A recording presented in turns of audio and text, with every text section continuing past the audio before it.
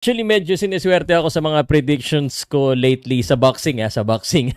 At feeling ko magkakamali na ako ngayon. Anyway, pag-usapan po natin yung Ring of Fire Fury versus Usyk prediction. Sino ang sa tingin kong mananalo? At sa tingin ko, ako mananalo dito. Chinek ko na sa Arena Plus, pag-usapan natin yan.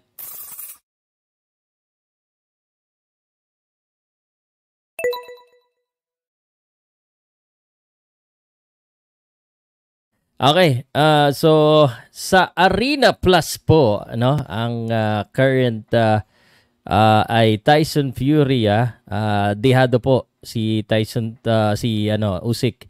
1.82 lang kay Tyson Fury, pero Tyson Fury tayo dito. And let me tell you why. Actually, ito yung mga ganitong laban po yung mahirap i-predict, no? At syempre medyo pareho pong undefeated. Pakita ko na lang yung yung record muna. So ito parehong undefeated, 21-0.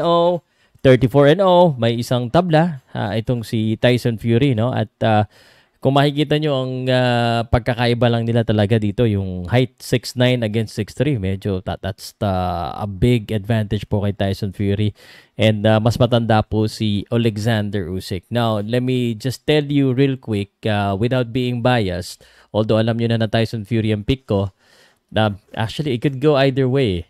But most probably by decision sa aking palagay. Kasi si Usyk magaling. Pareho sila may lakas, pareho sila may boxing skills. Magaling pareho yung boxing skills. Mas may footwork lang tong si Usyk. But I just feel that, I mean, kung titingnan mo yung picture, sobrang laki. Tapos, kumaga, ganito yan no? Magaling pareho. Tabla dyan. Yung magaling magboxing, tabla dyan. Pero, ang laki nitong isa At nakatanggap na ito ng suntok sa mas malalaki. So, well, anything can happen. Malakas din naman si Usyk. Pero, binangunan niya ngayon suntok ni Wilder So, parang ang hirap piliin si Usyk. Probably Usyk is gonna try to outbox this guy. But the thing is, Fury can get hurt, but he gets back up. So, we don't know kung ganun pa rin yung kanya magiging dito, yung yung recovery niya dito. Pero nakita natin, yung Fury pumayat, mas mukhang nag-training. Di katulad yung huling laban niya. Actually, yung huling laban niya, muntik pa siya matalo dito kay Francis Ngannou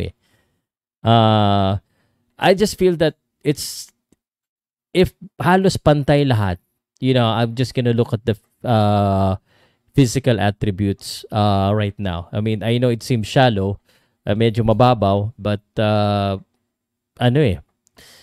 Fury talaga, the skills is there, kaya niya makipag-boxing. So,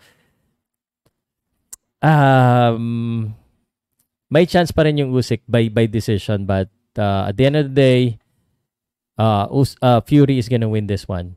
Yun ang ilagay nyo.